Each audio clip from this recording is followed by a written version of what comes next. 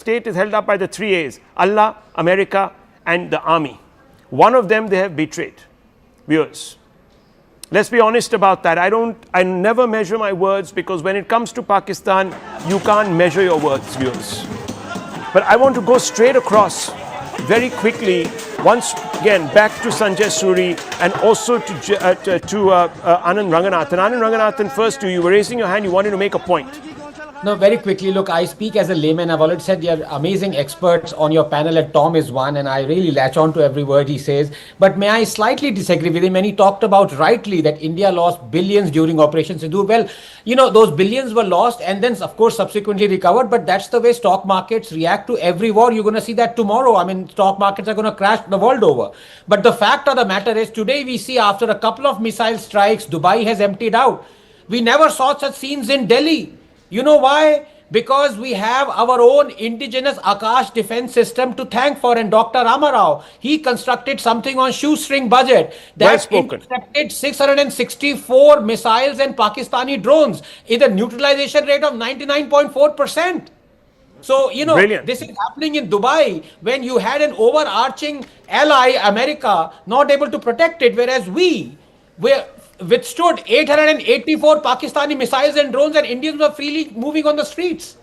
Well, Air Marshal is here with us, and Air Marshal is also going to give his little input. So, Air Marshal, you keep sitting there, please. I'm just going to ask you a couple of questions. How is this happening?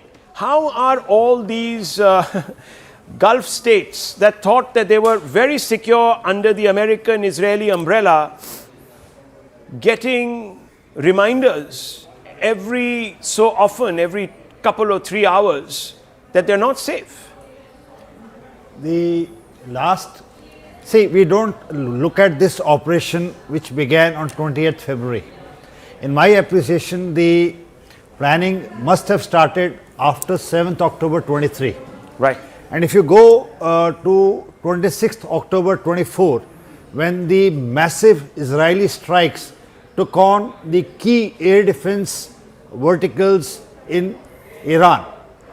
Top it up in June 2025, when the US and the Israeli forces struck, called the Operation Rising Lion. They took out the key elements, though they said that they will strike the nuclear facilities, but in short, they crippled. The Israelis and the Americans are threatened, in my appreciation, of the ballistic missiles which the Iranians now possess. The advanced missiles which the Chinese have given them can target even the America. The fissile material, as I was listening, has, you know, with the deal with Oman, the Iranians had agreed that they will, you know, put a stop to it. But that is not the whole aim. The whole aim of this present strike, in my opinion, is twofold. One is to checkmate China. If you see, the January action in Venezuela was related to oil, and this strike also is related to oil. Yes. The Chinese get their maximum oil from Venezuela and Iran. So with this strike, what happens now? The prices of oil will shoot up. The supply through Gulf of Hormuz. We saw that picture, we showed you how the entire Gulf was actually completely log-jammed there. That particular Strait of Hormuz, beyond a point, completely emptied out, and there's a warship there also. What you're seeing, viewers, the mob has entered the US Consulate in Karachi. This is the same country that till yesterday was swearing allegiance to America, whose leaders were praising Trump, saying that you are a great man, that you are deserving of the Nobel Prize, that we are going to hypothecate our forces so that you can use our forces to go out there and maintain peace in Gaza. This is that same country, viewers, Pakistan. Look what they've done. There's shots ringing out. There's all sorts of disruption. There are flames. They've entered the entire compound. Is there going to be something dramatic unfolding on the ground there, viewers? This is a dramatic twist playing out. US citizens, I don't know if they're in that consulate building. I just hope they're not, because this is going to turn into something very, very serious if there is a hostage crisis, Tom Cooper. I'm going to come out to you, but I'm also going to walk out and talk a little bit to my colleague, Zaka Jacob. Zaka, we've been doing this, of course, complete relay since very early. And what we're now seeing, of course, is something that we didn't expect. This is Pakistan turning its back, or the people of Pakistan turning their backs on America. You remember all of those talk about, Pakistan being used as some kind of a staging ground for attacking Iran from the east. Clearly, that couldn't have been done because of this. The public sentiment in Pakistan has been in favor of the Ayatollah. But look, Rahul, this is a absolutely consequential moment in the politics of the Middle East. Ayatollah Ali Khamenei, for almost 40 years, ruled that country with an iron fist. He's dead. His entire top leadership, his defense minister, the commander of the IRGC, all dead. Well, is it regime change? Well, if this doesn't look like regime change, then I don't know what does. This was certainly not a preemptive strike. This was much more than that. They went straight in. There was a decapitation that happened. They funneled 40 bombs, JDAMs, whatever you call them. The leadership is wiped out. We don't know what's going to replace it. Trump thinks that this is something going to be more, perhaps more moderate, less radical, but they don't seem to be giving up here. It could be the exact opposite. You could get an even more hardline regime. The successor for Ayatollah Ali Khamenei could be even more hardline. But Trump doesn't really care about that. He can now claim this as a big victory. Something that 4 or 5 presidents prior to him tried but failed. He can now rightfully turn around and say, I went in, I killed this man. The biggest threat to the United States and its interests in the Middle East is now eliminated. He's been decapitated. He did this with Gaddafi, they've done this with Saddam Hussein, but this is the biggest. Ayatollah Ali Khamenei is far bigger than any of these regime change operations that we've seen being done at the behest of America in the Middle East. What replaces Khamenei? What comes next? I think that's going to take some time. That's not going to happen. Well, what is coming next is something unanticipated, viewers. You're seeing visuals of a US consulate. Now, Zaka, this could be something that's replicated, because if this has the catalyzing effect of actually rousing Muslim world, you could see this happening in other capitals and not necessarily against US interests. It could even happen against Israeli interests. Yeah, and that is a concern. Look, the most immediate concern is all of these long-range and ballistic missile attacks that are happening. You're hearing explosions in, Dubai, Doha, in Bahrain. Look, these countries will have to try and bring some pressure to bear, both on America as well as Israel, because look, their civilians are being targeted, airports are being targeted, and that is a significant concern for these countries. Hopefully some pressure will come to bear, but also at the same time, there is absolutely no love lost for the Ayatollah. All of these countries, from Saudi Arabia to the UAE to Bahrain, Qatar, everyone is welcoming the man, because he was fundamentally the biggest destabilizing factor in the Middle East. All of these countries, they've been threatened because of the Ayatollah regime, so no tears are being shed there. Yes, some populations, some crowds will come out. We're seeing that in Pakistan, we're seeing that in some parts of Srinagar as well. But I suspect, Rahul, the principal players in this, Trump, Netanyahu, they're all playing the long game. And the long game means that they know that they have to, go on with this operation, ensure that, Iran exhausts its list of ballistic and long-range missiles, because there's a finite number. A conservative number is 2,000, a not-so-conservative number is close to 10,000. They will have to exhaust it at some point. There will have to be a new government or a new head, a new supreme leader in Iran. Trump just needs to play until that time, but he will now go down. Whether or not it will have consequences domestically in the US, I don't know. Clearly, he doesn't want to get entangled in a long-drawn war. A quagmire would be. He's not going to get stuck here for months or years. This is not going to be Iraq of 2003. He's looking for a quick exit. He's found a big victory, decapitated. Cut the head of the snake, as they say. He's cut the head of the snake.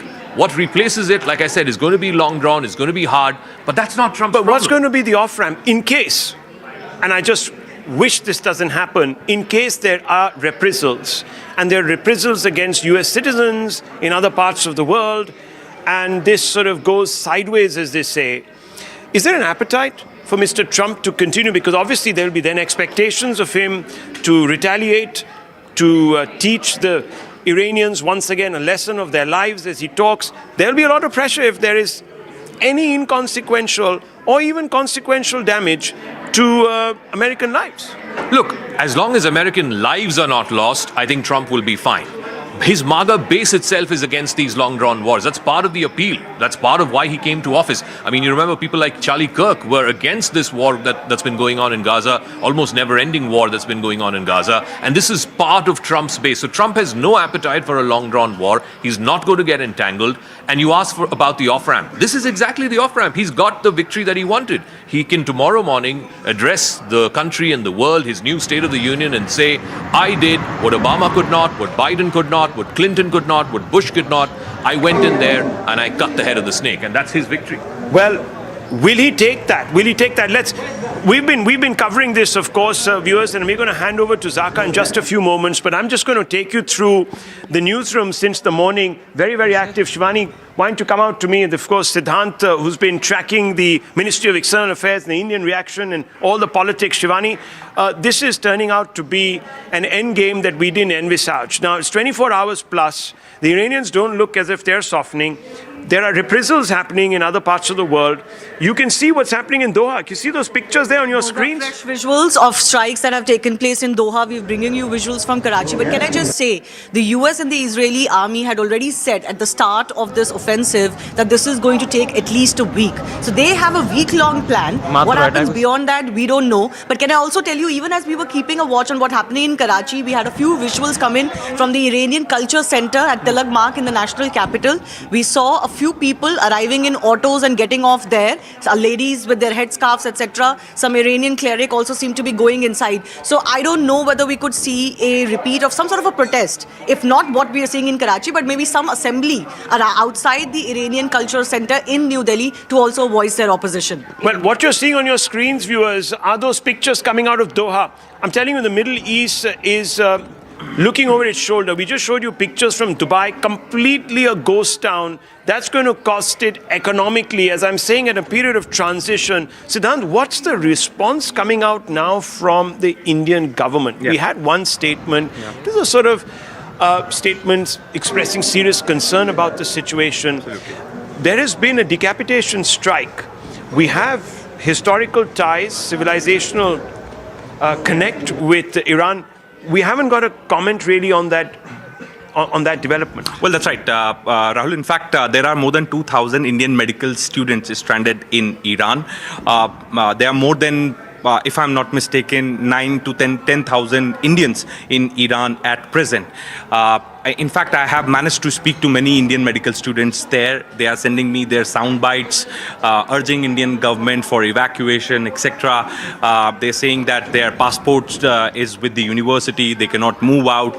They're writing letters. Even their association here in Kashmir has written to EMS Jaishankar for the evacuation. But right now, it looks like that it's going to be very difficult for the Indian government to evacuate students from Iran. These visuals from Doha, I just want to give our viewers an update. These are visuals of thick smoke that are erupting from the Doha's industrial area. This is earlier today on Sunday. Multiple explosions rocking Doha for a second day. These are Iranian-launched missiles. Obviously, the target is the US's Al Udeid Air Base in Qatar, but a lot of the industrial and civic spaces being targeted as well. Well, Oman is the one country that hasn't seen any action, and there are lots of questions being asked as to why. Here is what is also another aspect of this. The airspace, Chetan, you've been showing us this. I just want to show you that most of the traffic passes through this area. Yes. And now look at this airspace. This is completely wiped out, blank, nothing, zero plane in this area. Also, so I wanted to just flying over the Caspian and the Black Sea corridor. Yes, and almost across India, around 440 flights were postponed. I also wanted to show you across this image from the Israeli commentary Twitter handle. This shows you the complex of Ayatollah Khamenei before and after. This is the before and after. This is a dramatic picture. Just go back to the before. This there it shows is. That's you what it looked like. Orchards in the middle, beautiful garden, and there, this. massive Is what hole, a crater.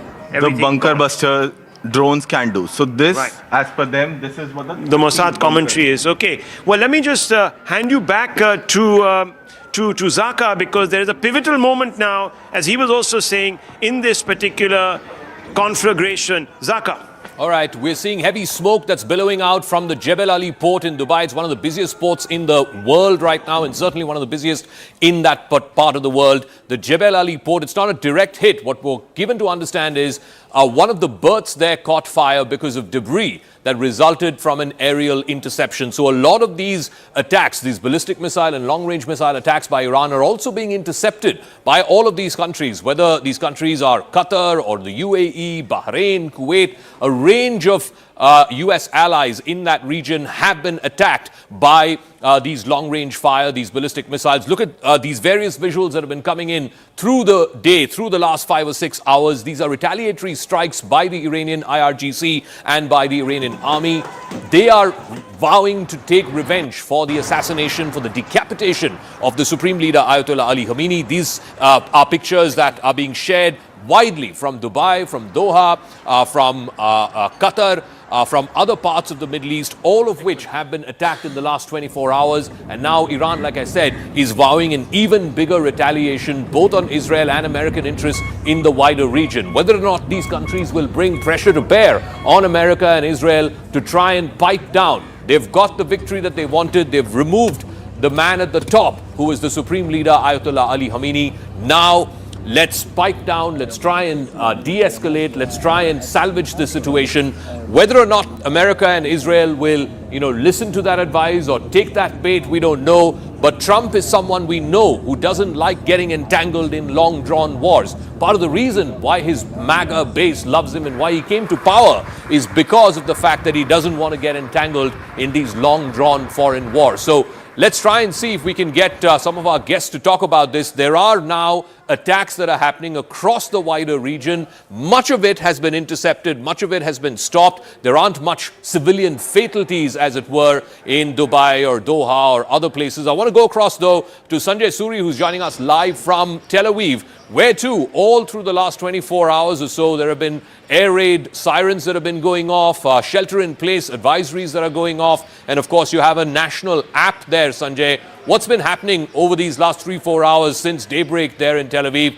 Are the streets deserted? Has economic activity come to a standstill? And what is the trajectory as the Israelis see it for this war that has now lasted a little over 24 hours?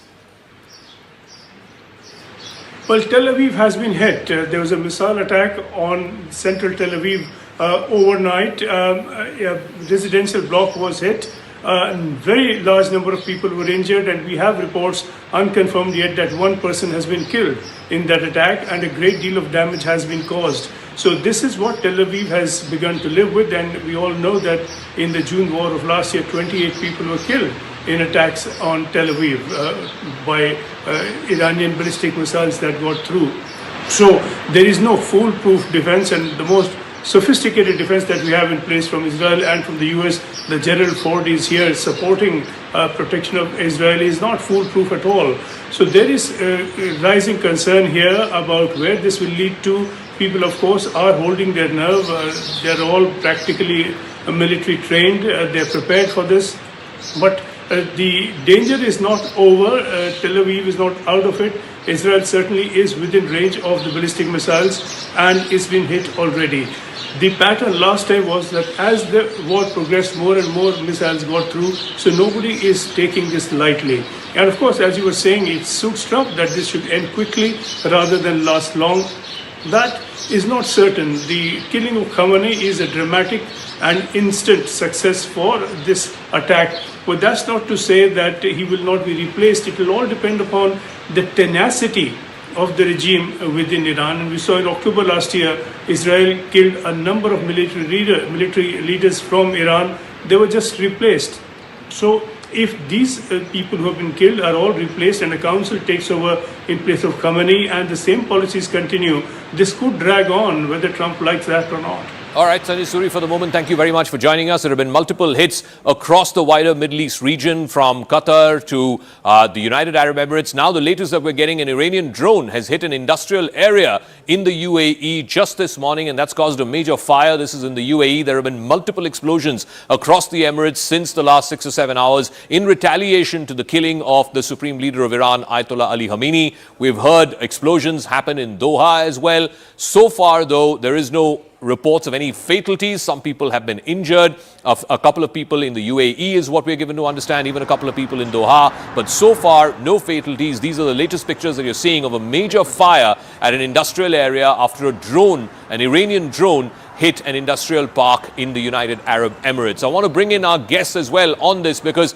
this is how the story is going to sort of transverse over the next few days. There's going to be retaliatory strikes across the wider Middle East. Let me bring in here in our studios Tom Cooper, military analyst, Adrian Fontanes, military analyst and historian. We're also joined in a special broadcast by Mr. Joe Brown from I-24 News in Israel. I'll also bring in a moment Air Marshal retired Sanjeev Kapoor and Abhijit Iyer Mitra from the IPCS. But Tom Cooper, let me start with you. What do you make of how long these retaliatory strikes will continue? And the longer they continue, the less propensity there is in Doha and Dubai to continue with this war. Well, I would expect this Iran to continue these operations for at least a week, if not longer, as long as it has enough missiles to continue them. Which means, in turn, well, depending on the rate of fire, it could probably go on for some 5 or 6 weeks. The question is rather how long can US allies and Israel hope to continue wasting their own interceptors to intercept incoming Iranian missiles. So from the Iranian point of view, they are preparing themselves for 25 years for this kind of a conflict, and now they are operating along well-prepared plans. But isn't it also a fact that Iran has a limited arsenal? I mean, conservative estimates say there's about 2,000 to 3,000 long-range ballistic missiles. If you were not putting a conservative estimate, it would go up to 10,000. At some point, they will exhaust this. Yes, that is sure, absolutely. But the point is this limited contingent of long-range or medium-range, actually, ballistic missiles is what they are using against Israel only. On the other hand, they have many more thousands of short-range missiles, and this is what they are using against